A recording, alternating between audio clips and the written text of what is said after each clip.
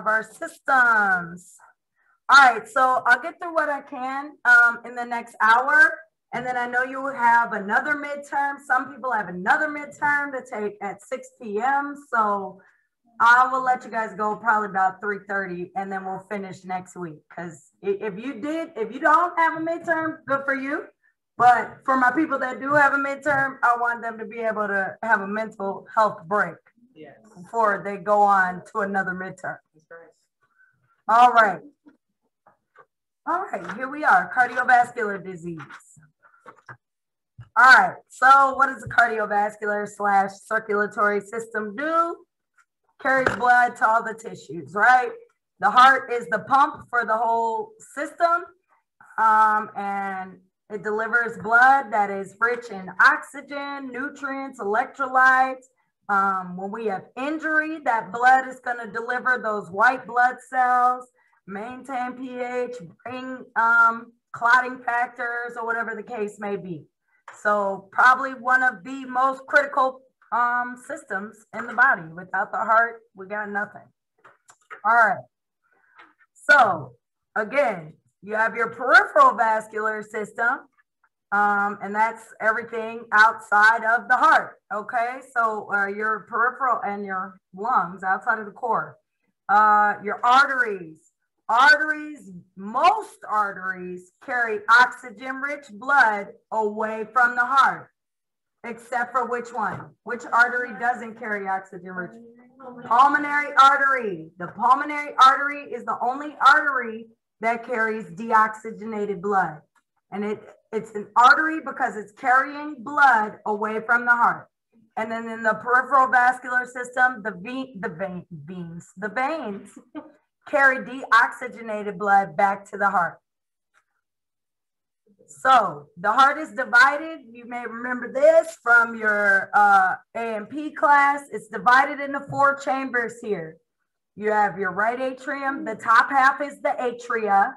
Atria is the plural for atrium. The top half is the atria. The bottom half is the ventricles. So, and then the heart is split right and left. If I'm looking at the patient, their right is their right, okay? I'm looking at you, your right heart is on the right and your left heart is on the left, okay? So blood enters, the right side is all dealing with deoxygenated blood. The left side is all dealing with oxygenated blood. So on the right side, the superior vena cava brings in the blood from like the chest up, the upper part of the body, the superior means top. So superior vena cava and the inferior vena cava brings blood from the like lower abdomen on down. So the superior and inferior vena cava are central veins and they bring deoxygenated blood to the right atrium. Through the right atrium, blood flows and it goes through these valves. Just like in the GI tract, the sphincters prevent GI content from flowing backwards. That's what our valves do. We have valves in our heart. The valves open and close, allowing blood to flow in one direction only. When we have a problem with the valve, if it's weak, if it's stiff, whatever the case may be, that may cause blood to regurgitate or go backwards. So just like with GERD, you're regurgitating your gastric contents because that sphincter is loose or whatever. Same thing with the circulatory system. So, and then all throughout our blood vessels, we do have valves to prevent blood from flowing backwards. So on the right side, we have the tricuspid valve that divides the atrium and the ventricle. What causes you to be able to see the valves and the veins? To see the valve? I don't know. Are there bulging veins? Are their veins just bulging? No, I started an IV on a guy and there were all these little bumps and I didn't know what they were. Oh, was he really thin or? Yeah. No. He probably, I mean, that could just be his anatomy. But you may find when you're starting an IV, happens all the time. You run into either a bifurcation where they're two veins coming together, or a valve. Why? Because the valve will not allow you to push that catheter through. If you've been starting IVs a long time, what you would do when that happens is you would attach a flush and flush while you're pushing it through, because that flush will allow that valve to open. But otherwise, it's like trying to insert something into a brick wall. Those valves will not allow things to come through, will not allow blood to back up if they're doing what they're supposed to. So it goes through the tricuspid valve down to the right ventricle, and then the ventricle is going to pump. When that contracts, blood is going to go out to the lungs through the pulmonary artery. And this here is the pulmonic valve. So it will exit through the pulmonic valve and out the pulmonic artery and carry that blood out to the lungs, like we learned about in the respiratory chapter.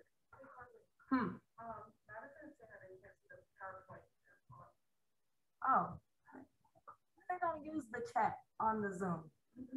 All right, hold on. It's still on the dosage calc thing. I'm pulling it up. Okay. All right. So I'm sorry. It's okay. Thank you. You missed this, telling you what it did. You missed this, showing your peripheral vascular system, and now here we are. All right. Okay, sorry about that. So through the pulmonic artery, it's going to carry the blood away, go to lungs. From the lungs, we have the pulmonary veins. Veins bring the blood back to the heart, but these veins bring oxygenated blood back to the left heart. So they come through the pulmonic veins or pulmonary veins into the left atrium, and then through the mitral valve is on the left side. They go to the left ventricle. Because the left side of the heart is what pumps the blood to the rest of the body, naturally the left ventricle, this muscle is thicker. This side of the heart has to be stronger because it has a lot more force to pump resistance to pump against, and it has to deliver blood all the way down to your tippy toes. So your left ventricle is larger than the right. And yeah, so that's pretty much it. Here now, the heart also has to supply some blood to itself. The heart has a muscle. Without that muscle, we got nothing. Okay, so we need to have oxygen-rich blood supplied to the heart muscle as well. So when the heart is pumping blood out through the aorta, you see here, some arteries come off of the aorta right there and supply that oxygen-rich blood to the cardiac muscle. Don't worry about memorizing. You're not a cardiologist, okay? Don't worry about memorizing every vein, every coronary vein, every coronary artery. You're not gonna need to know that to become a nurse, okay? There's plenty more classes for you to take to become an expert. Real quick though, I do want to show you this video so you can visualize what I just told you. And it's only 2 minutes, as it states. Veins are blood vessels containing blood flowing to the heart. Hold up. How do I make this larger? Can I make this larger? No? Well, it's large enough for you guys, right? While arteries have blood flowing from the heart. The blue is representative of blood vessels containing deoxygenated. Hold on. Can you hear?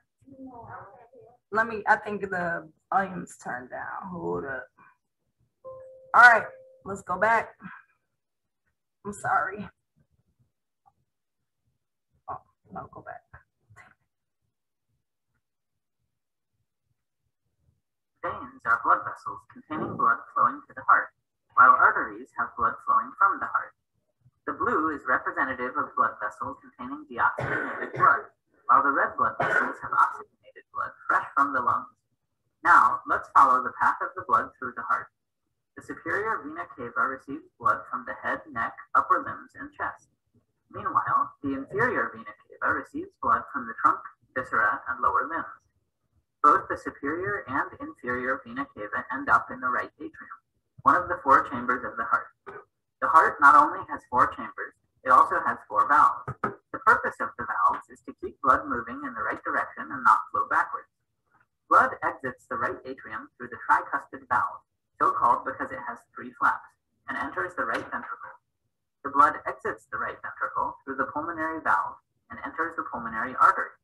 Again, it is an artery because blood is flowing away from the heart, but it is blue because it lacks oxygen. The pulmonary artery then splits into the left and right pulmonary arteries, which go to each respective lung. In the lungs, gas exchange occurs. The blood discards carbon dioxide and picks up oxygen. Now, blood comes back from the lungs through the pulmonary veins, entering the left atrium. Next, the blood is pumped into the left ventricle through the mitral or bicuspid valve. Finally, the oxygenated blood leaves the left ventricle through the aortic semilunar valve, entering the aortic arch. The aorta, which is the largest of all the arteries, distributes the oxygenated blood to the rest of the body. The aortic arch has 3 major branches, which supply the head and arms with blood. Then the aorta curls downward behind the heart, forming the descending aorta, which descends through the chest and continues down through the abdomen. In the abdomen, the descending aorta splits to supply the pelvis and legs with blood. If you like this video, please like and subscribe. It would help me make more videos. All right. So the video's in there. You'll get the power. You can watch it again if you couldn't hear that well. But I was basically just trying to give you a visual of the blood flow through the heart. All right. So we have circulation through the heart. We also have electrical conductivity flowing through the heart. Okay. This is how the heart works. The SA node is located in the right atrial area. That is the pacemaker of the heart. The SA node sends out the electrical impulse for the heart to beat between 60 and 100 beats per minute. Once that signal travels through the atria contract at the same time. Right and left heart are working simultaneously. So a signal starts in the SA node. It comes down to the atria contract. What happens next is it stops and hangs out for a second at the AV node. The AV node, the atrioventricular node, what it does is it pauses that signal for a second, allowing the atria to finish contracting and those valves to close back up before the ventricles contract. So the signal comes down the atria contract, they pause here, and then down here, this is called the bundle of His, okay? And it breaks off into the right and left bundle branches. So the signal travels here and then goes down the bundle branches, down the middle of the heart, before ending in the Purkinje fibers, which kind of basically like zap the ventricles to contract, okay? They bring that signal to the ventricles and then the ventricles contract. The term depolarization is that impulse is hitting them and they're contracting. Whew. So you guys are going to be okay. Don't worry about it. So again, how does this work? Under normal circumstances, this is going to all happen in a smooth direction. The signal's going to start in the SA node. The atria are going to contract. We're going to get a pause. Those valves are going to close. And then the signal's going to come down the bundle branches and to the ventricles. Like I said, depolarization, that term, because you'll see it a lot, that is stimulation. Okay, stimulation and contraction. Systole is when the ventricles are contracting. Diastole is when they are relaxing. So these are all pretty much the same thing. Depolarization means stimulation and systole, contraction. Repolarization means relaxation and filling. The heart is filling. Gerontological considerations, I mean, you know, everything affects our poor old people. Yes.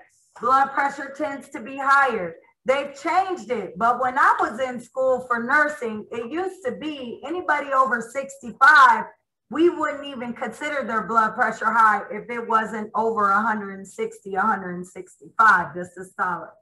Now, because of all this heart disease in America, now they done got a little tighter. Now they want everybody's blood pressure 120 over 80, no matter what. No matter what. If you're 95, you better have a perfect blood pressure. So, now let's talk about how do we assess the heart. First and foremost, collecting subjective data, getting that history, family history especially, so important. If you have 3 siblings who have all had heart attacks, you're probably at significant risk for a heart attack.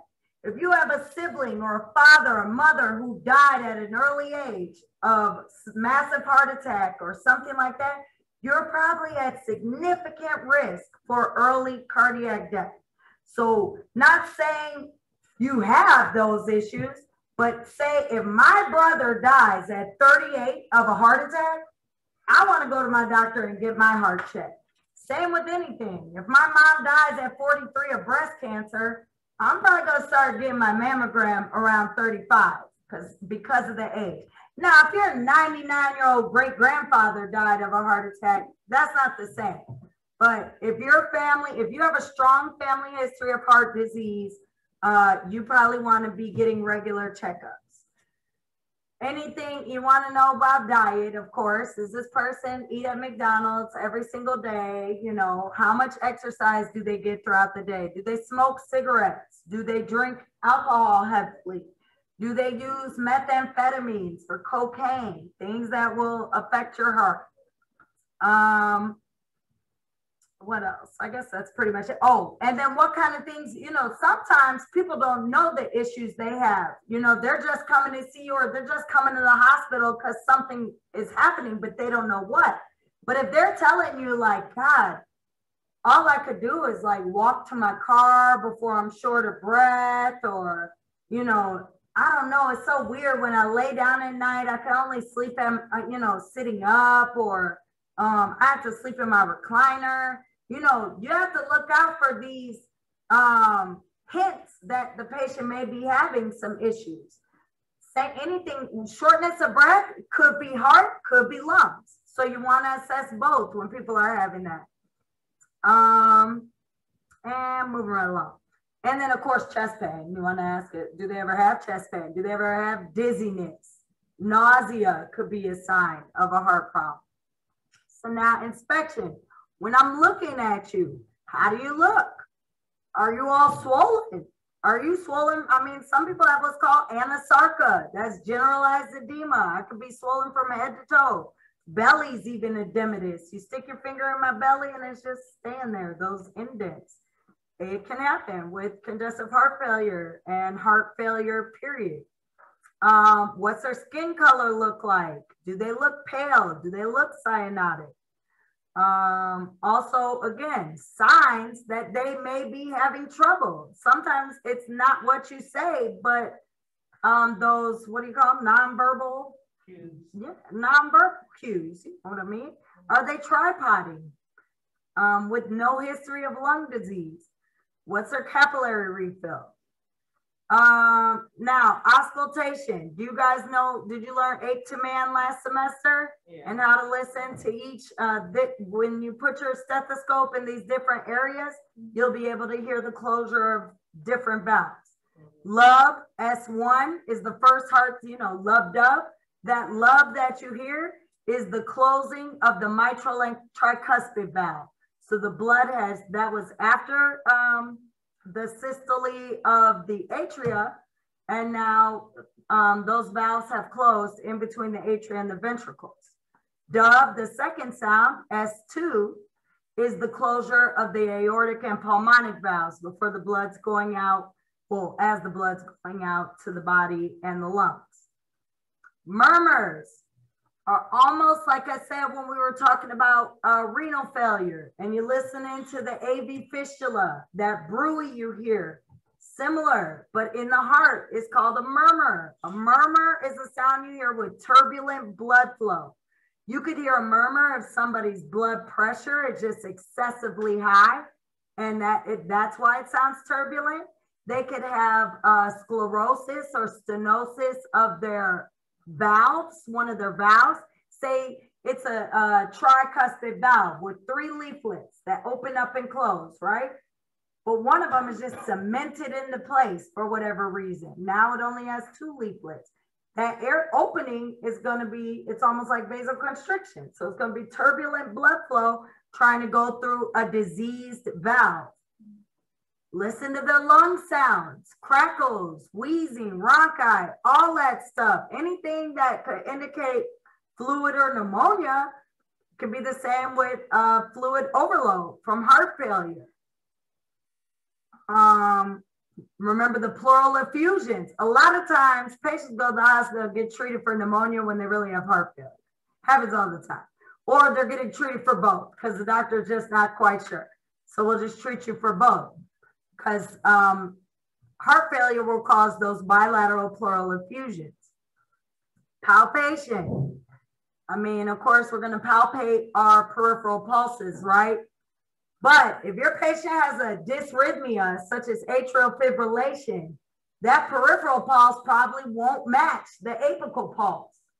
And we'll get to dysrhythmias later, but when a patient has an abnormal rhythm of the heart, the pulses that escape the heart and actually perfuse the tissues, it's not going to be this, the contractions, because if your heart's quivering or if it's just some weak contraction, you may not feel it all the way down here at your arm. So you have to palpate your peripheral pulses and compare it with the apical pulse. If your patient has atrial fibrillation, have any of you yet got to listen to a patient with AFib at the hospital? When you go, I'm sure wherever you go, there's going to be a patient with AFib. Ask to listen to their heart. I'm sure they don't mind if they're in AFib. Now, if the patient's medicated and, they may not live in AFib. If they're not in AFib, there may be normal sinusoidal. It's just going to sound like a regular heart rate. But if they're in AFib, you're going to be like, what the heck am I hearing? It's all over the place. So therefore, checking a peripheral pulse or putting a pulse oximeter and using that to check someone's pulse when they're in AFib is totally inaccurate. They're going to be 2 totally different numbers. You need to check the apical pulse if somebody's rhythm is completely abnormal. That's why we listen to newborns' heart rate and breath sounds. If it's irregular, you need to use your stethoscope and listen for a full minute. Bounding pulses, we already know this, right? A strong bounding pulse is likely going to be a sign of fluid overload or increased pressure, HTN, abbreviation for hypertension. Weak pulses, obviously you can be in shock, hypovolemia, maybe there's a partial occlusion. And then if there's no pulses, then you probably have some sort of occlusion. That doesn't mean you necessarily have a blood clot. It could just be you have such bad atherosclerosis and so much plaque built up, I could just barely feel your pulse, or I might only be able to hear it using a Doppler ultrasound. Yeah. You seen that? Yeah, my clinical. Yeah. So you had someone you had to check their distal pulse? Yeah, she put it on display. Yep, and it sounded like the baby fetal heart tones. Yeah. So some people, when they have poor circulation, you can't feel a pulse at all, but it's there. You just have to auscultate with Doppler, with ultrasound, like you would a female's belly. Yeah. So blood pressure. What is the blood pressure and what are we doing when we check it? The blood pressure is a measurement of the pressure exerted against your arteries during systole, the contraction of the heart, and diastole, when the heart is filling and relaxing. So if you look at this picture and the picture on the next slide, is kind of showing you how it's getting that number, what's going on inside your body when I'm inflating that cup. Things that impact my blood pressure, 2 things, cardiac output and volume. So that if I'm in fluid overload, obviously my pressure is going to be higher than if I'm fluid depleted and my pressure is going to be lower, right? Mm-hmm. The other thing is what's called systemic vascular resistance, SVR. That is the amount of resistance that the left ventricle has to pump against. So remember, the left ventricle is pumping and bringing blood supply to the rest of the body. But say you have, when I show you atherosclerosis in a minute, say you have plaque buildup and all your vessels are all narrow, that's going to increase my SVR. That is going to increase the amount of pressure my heart has to pump against. Does that make sense? Yeah. All right, moving right along. Here's just a better picture. I just wanted you to see, and you can look at that when you go home. So now the EKG. If a patient is complaining of chest pain, I don't care if they've been in the hospital. I don't care if they just came to your doctor's office. I don't care if they're in the ER. If the patient is complaining of a new chest pain, EKG. EKG must, once you assess that they're not dying right before your eyes, EKG must be obtained within 10 minutes. If you work at a hospital that is a chest pain accredited hospital, they have to, this is one of the national guidelines. If a patient has chest pain, to rule out MI, we need to obtain an EKG within 10 minutes. If you work on a cardiac floor, your patients, or if your patient's admitted for something cardiac related, they're probably going to have a standing order. You don't have to call the doctor to get an EKG. You have to go get the EKG machine and do an EKG, or call whoever in your hospital does EKGs. You don't need a doctor's order. It's just an assessment. If the doctor decides he don't want that EKG, he'll probably just throw it in the garbage. And then here's the different components of the EKG, and we'll talk about that in a second. Things that could affect the EKG: the placement of the leads, the placement of the electrodes, the stickers. If one of the leads, those are the wires, one of the leads falls off or something, then obviously that's going to affect their heart rhythm. If I'm a man with a curly taco meat all on my chest, like, we need to shave that. It's going to get in the way, and it's just nasty. And then, no offense, Gallo, but if they're sweaty, whatever the case, if they just put all that Vaseline on for some reason, or baby powder, whatever people put on their chest, you need to get that away. It's going to affect the adhesion. And then if the patient's moving.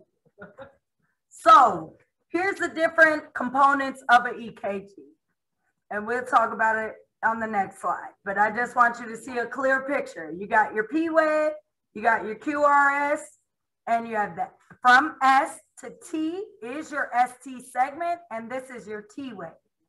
The U wave, we're really not quite sure what the U wave does. You usually would never see a U wave, but a very, very, very small U wave may be visible, and that's not hypokalemia. When you have a prominent U wave present, that will be a sign of hypokalemia, right? All right. All right, so when we look at the EKG, the components of the EKG, the P wave, this is the contraction of the atria, all right? This is when the top half of the heart contracts, it creates that P wave. When the ventricles contract, and quite frankly, the left ventricle is so much bigger and stronger than the right, that this is pretty much the contraction of the left ventricle, okay? The entire complex, the QRS complex, is the contraction of my ventricles. And that complex, we'll talk about measuring time and all that in a second. But that's what that is when I'm looking at it. The T wave is actually the repolarization, the relaxation period of the ventricle. And don't even worry about U wave. Don't even concern yourself. Now when we're looking at timing, what else did I wrote myself a note on things I didn't want to forget to say. I'm not sure. All right, so timing. When we look at the EKG, right, each little tiny square here makes up 0.2 seconds, right? And I'm sorry, 0.5 0.04 seconds. And as we add up 5, it's 0.2 seconds, right? When we're measuring PR interval, these are the normal things. You need to know a normal P wave, PR interval, and you need to know a normal QRS duration. Those are really the only two you need to know as a RN, okay? PR interval and QRS duration, this first box. These times you may see on NCLEX, you may see on exams. If it is decreased or prolonged, like when they say QT prolongation or whatever, then that will be abnormal. If it's greater than 20 seconds, that's prolonged. If it's shorter, then it's probably going to be a narrow complex. And things that you may see, the T wave represents ventricular repolarization. I already said that. The T wave inversion, that's what I want to tell you, indicates ischemia. So if a patient's had a heart attack in the past, they may have inverted, they're not going to have ST elevation for their entire life, they'll be dead. But they may have inverted T waves if they've had issues, if they've had ischemia in the past. Ischemia is death, right, of the cell, lack of oxygen. And ST segment elevation, that's your STEMI, that's the massive heart attack. So when you see this way up here, or we'll show you some pictures in a second, that will be signs of a massive MI. When we're trying to figure out heart rate and heart rhythm, first I'm gonna look, if I wanna know if it's real quick, if I'm just looking and I wanna know, is this regular? Let me go back to this slide. I'm gonna look and say, okay, is there a P wave? Do I have a P wave? Looks like, okay, every complex has a P wave. Is every P wave followed by a QRS? Yes. Okay, and then I would look and see, do they seem about the same length apart? Now, what some people do is you could take like a piece of paper and mark it. Okay, so I have a P wave. Let me do like maybe R and say there was another R there. So you would do like R to R and then just measure, are they about the same? Well, then I know I have a pretty regular, I don't know what the rate is, but I know the rhythm is regular. The rhythm is regular. If there is a P, there's a QRS, they all go together and they seem to be in the same interval spaced out, then I know my rhythm is regular. If my rhythm is regular and I want to calculate the rate, what I'm going to do is count the number of large squares between the two R's or the two P's, whatever you chose. So if you're doing R to R and you count the number of large squares, 1, 2, 3, 4, 5, there's 5 large squares, you just divide that number into 300. So for this top number, there's 5 large squares. I'm going to divide 300 by 5. That's going to equal 60 beats per minute. So that is a regular rate and a regular rhythm, right? So that's normal sinus rhythm. Now this one down here, another way you could do it, say, just imagine this was an irregular rate or irregular rhythm, sorry. Say there wasn't a P wave everywhere.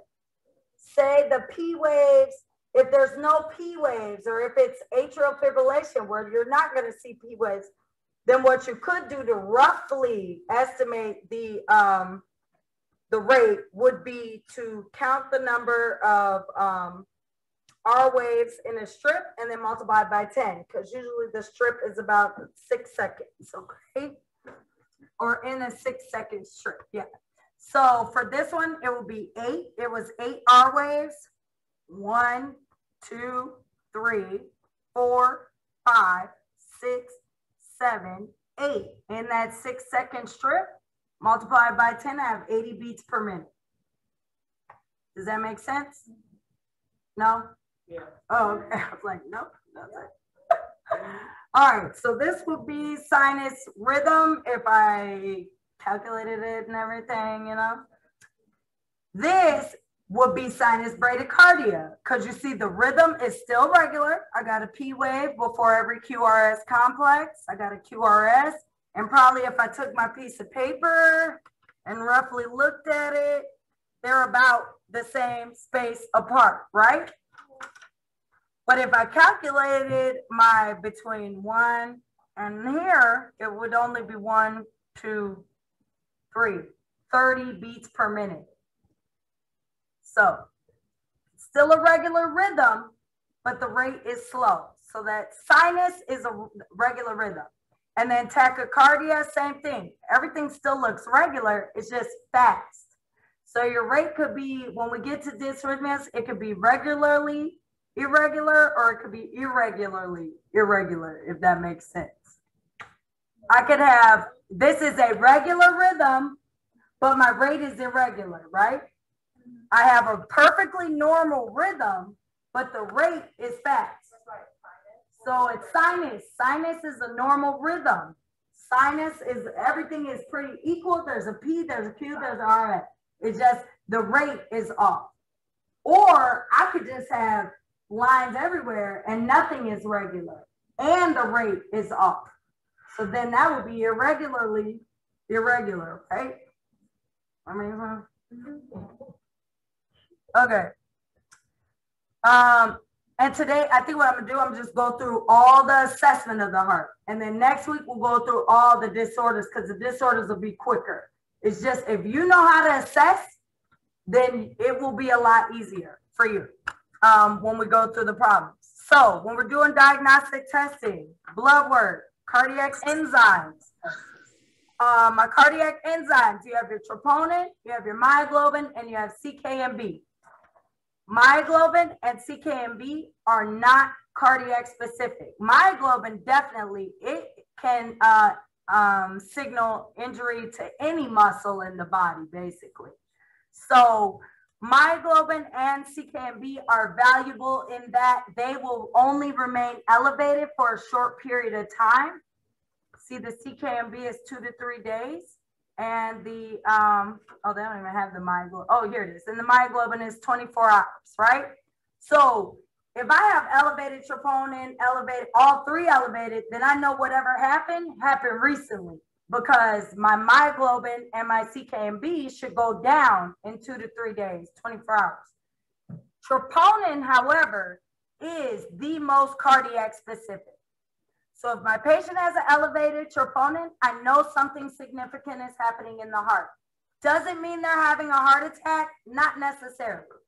Other injuries to the heart, people in congestive heart failure, anything that is going to demand more oxygen to the heart muscle and cause the heart to work harder could affect the troponin. But what happens is the troponin is going to peak. Normal troponin is usually like 0.02.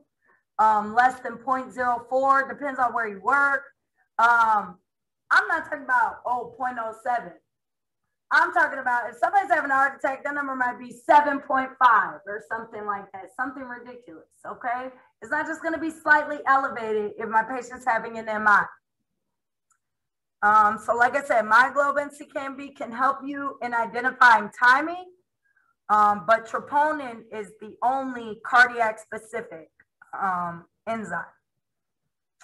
Another exam is your lipid panel, your cholesterol. That's going to tell me about my risk for cardiac disease, or if I have hyperlipidemia, it needs to be treated, and I need to be monitoring it every so often to assess for effectiveness of treatment. Obviously, for your lipid panel, everybody knows this, I think, you need to be fasting. If your patient's getting cholesterol levels drawn, they need to fast for 12 to 14 hours, okay? Why? Because if you just ate breakfast and now I'm checking your cholesterol, your body hasn't even had time to, you know, digest and use up the stuff that it's just eaten. So it's not going to be accurate. You want them to be fasting. Elevated LDL, elevated triglycerides increase your risk. And we're not quite sure why, but HDL is actually higher in people who use alcohol moderate or even excessively. So while alcohol can cause cardiac disease, they say drinking in moderation is actually good for your heart because it elevates your HDL. You have your LDL, which is your bad cholesterol, and your HDL is your good cholesterol. Your HDL helps your body remove cholesterol from the body. If that makes any sense. All right, great. Moving right along. All right, so another test you might see is called an echocardiogram, and that is just an ultrasound of the heart. They could do it just, what do they call it? Transthoracic, which just means I'm just doing the ultrasound on your actual chest. Or they can actually take you in the lab and go endoscopically. So just like a bronchoscopy, or EGD, all that stuff, same monitoring afterwards. Make sure the gag reflex returns. Make sure, yeah, you're gonna get some pictures on gag reflex on every exam, gag reflex. So same thing you're monitoring when they come back from a TEE, because all they're doing is going in the esophagus with a probe that is an ultrasound. It's just getting them closer to the heart to get a closer read. When you get the ultrasound, they're looking mostly, you know, ultrasound follows the flow of fluid, right? That's all you can really see with ultrasound is working through liquid. So you'll be able to diagnose valve disorders, things like that. And also the ejection fraction. If your patient goes for an echocardiogram, that's the number one thing they're looking at is their ejection fraction. That's the result, because that thing gonna be about 6 pages. You just want to find that page. Where's the ejection fraction? Usually as an RN, that's what you're concerned about. Ejection fraction is the percentage of blood that's actually ejected from the heart when the left ventricle contracts. Normal will be 55, 65. Less than that, now you're in heart failure. Usually I think less than 40. I don't know what ATI said. I think 40%, that is you are now classified as heart failure because your heart is not effectively pumping blood to the rest of the body. So check ATI what their cutoff is, but that's the significance of the ultrasound and the echocardiogram and the ejection fraction. Cardiac angiography, coronary angiogram, cardiac catheterization, all the same thing, same thing. Coronary angiogram is just like, almost like a CAT scan of the blood vessels, really. They're going in with the catheter, usually into either your femoral artery or your radial artery, but they're going in through an artery and sending a catheter up all the way up to your heart and injecting dye and watching that dye flow through the heart. It's basically creating a roadmap for your cardiologist to see where's any blockages, where's there plaque buildup, is blood flowing effectively to the heart muscle. While they're in there, if you were even having a massive heart attack, that's the same way they're going to go in and intervene. If you need a balloon, if you need a stent, whatever. And we'll talk about that next week. But either way, it's just a catheter, usually going in the femoral or radial arteries mostly. They need to be NPO prior to. It's an invasive procedure, so they have to have informed consent. And just like I said, because the injection of dye, you got to assess for the rate, iodine and shellfish allergy. They're going to be under conscious sedation. So make sure the same precautions after conscious sedation apply. And because they're getting the IV dye, they must hold metformin for 48 hours. Here's just some other pictures. So when they're doing it, they are injecting the dye, but they also have like basically like an X-ray, CAT scan kind of machine over you that's taking pictures at the same time.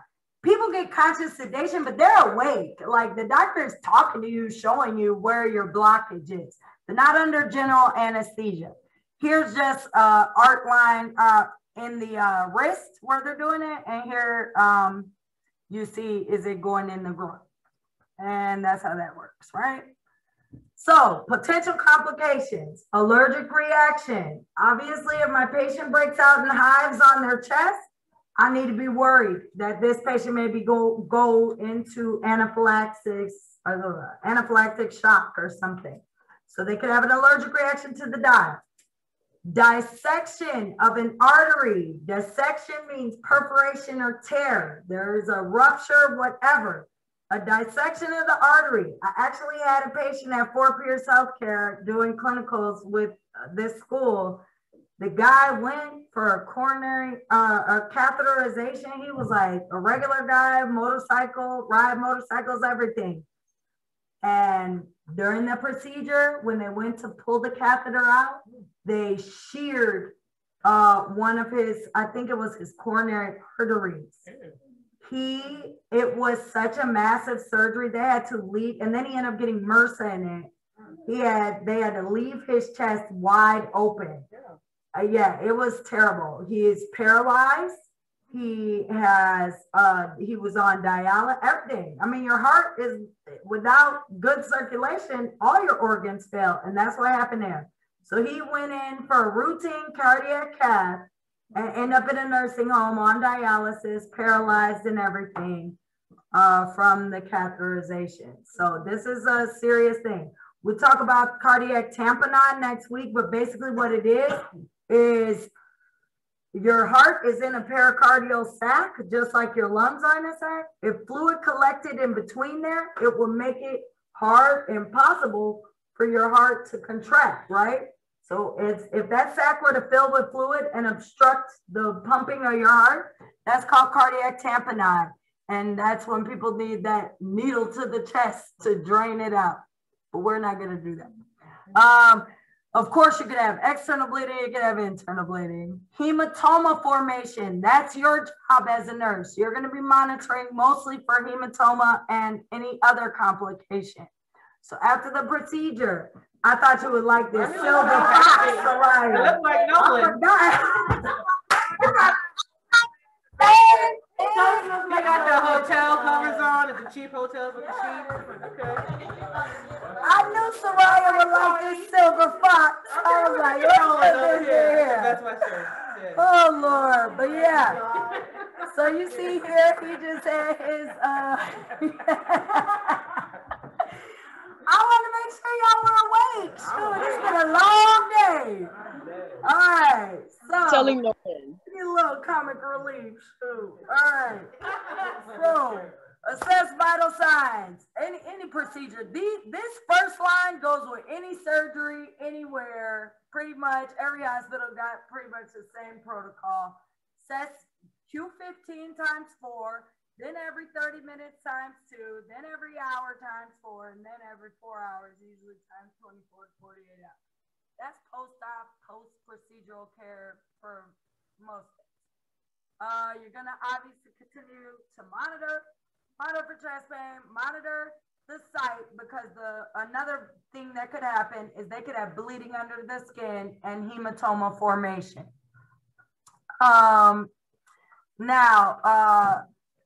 Signs, you want to monitor too for signs that, again, they just had this big procedure. If they had clots or something, a clot could become dislodged. They could have an MI. They could have a PE. They could have a stroke. So you need to be monitoring your patient very closely. We just went into their artery. The last thing, I don't know, I'm sure, no, they don't do this anymore. But when I first started as a nurse, I mean, you're going in an artery. A person, I don't know if you ever heard about that guy that played for, I don't know, an NFL team. He had a gun in his pocket and he accidentally shot himself and he died like that because he bled out, because he hit his femoral artery. Was that a football player? Yeah, it was a football player, right? He was famous. He was like a club or something? Yeah, he accidentally shot himself in the groin. No, somebody, what's his name? No, it was someone else. It was, I forget. Joe said the name the other day in class. But anyway, the guy died. He accidentally hit his femoral artery. If somebody, I mean, that's why people slit their wrists, right? They want to cut their artery and bleed to death. If you nick your artery, you can die in minutes, okay? So you need to be constantly monitoring this site. Every time you go in and check vitals, check circulation, check for swelling, check for signs of bleeding internally, whatever. They need, and because of that, they have to stay supine. If they went in the groin, they have to stay supine. No bending at the waist, no nothing. For 4 to 6 hours. So your old people probably don't like that because they're gonna lay flat on their back. You cannot bend at the waist. If it's in the arm, then keep that arm very straight for 4 to 6 hours. They usually have a board or something on their arm to keep them straight. And then you're gonna measure distal pulses, right? If you just went in my groin, I need to assess that blood is flowing back to my foot. I don't want to lose my leg after my cardiac cath. And that's that. I think that's all I need to tell you about that. And then of course, same with any CAT scan or anytime people use IV dye, they need to increase PO fluids to flush out the dye. All right. Outside of cardiac cath, there's other ways we can invasively monitor someone's hemodynamic status.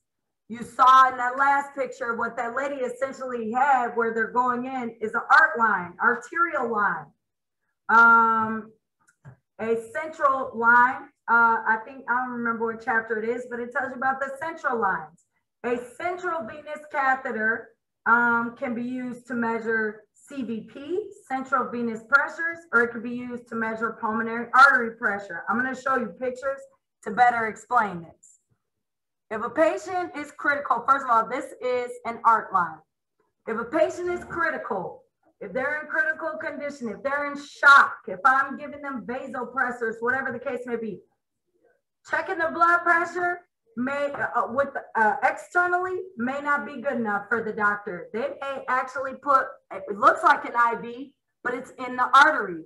You can tell because his blood is bright red, oxygenated blood. So with the arterial line, they have a little setup where they can hook it up to the monitor, and that's actually measuring the real blood pressure against your arterial walls on the monitor versus checking it just with the blood pressure cuff. And central line. So here, I mean, it's the same, it's just a different type of catheter. This would be the type of catheter they would use for a pulmonary artery catheter or wedge pressure, whatever. That's measuring blood returning to the left heart. And the central venous catheter, here's the catheter there. The central venous catheter is just measuring blood returning to the right part. I mean, not the central venous catheter, CVP is measuring the blood returning to the right heart in the superior vena cava. So when they come in, both of them, either one, the central line is going into the superior vena cava, okay? For the pulmonary artery catheter, it's still going in a vein, but then they thread it through the heart to the pulmonary artery. And then with CVP, it just stops here and they measure it there. Here's more pictures of what those central lines look like, right? Not a PICC line, central line. A PICC line is too peripheral to be trying to measure pressures in the heart. What time is it? 3:24. All right, I'm trying to figure out where. I'll probably stop in like 3 slides. Okay, same thing. So here's CVP. Here's how it would be set up. I'm just showing it to you. Central venous pressure, that's what we're measuring. The purpose of measuring this will be if my patient's in shock and I need to figure out, do you need fluids or do you need vasopressing agents, medications to constrict the blood vessels? When a patient's in shock, the first line treatment is fluid resuscitation. I want to dump fluids in my patient. But you could have essentially gave someone 6 liters of fluid and their blood pressure still be 70/30. At some point, I need to figure out, okay, is it fluid they need, or do we just need to give them something like epinephrine or whatever to boost their blood pressure with vasoconstriction? So by measuring the amount of fluid returning to the heart, that could tell me if I'm fluid overloaded because you can be fluid overloaded with a low blood pressure. If you have system-wide vasodilation, which happens with sepsis, and what else? What else causes system-wide vasodilation and makes my blood pressure super low? Melissa, where are you at? I just thought she would know. There's sepsis and what else? What kind of shock? It's called distributive shock. It happens with sepsis and anaphylaxis. Two things that cause system-wide vasodilation. So you're dumping fluids in, but my blood vessels are wide open. So no matter how much fluid you dump in, it's not doing anything for me. So now I need medication to constrict my blood vessels and boost my blood pressure. The PICC line is a central line. It just goes in the arm. So you're not going to be able, because that catheter is so long, it's so far away from the heart, it's not an accurate means to measure those central pressures. Oh, I don't even know what happened to that slide.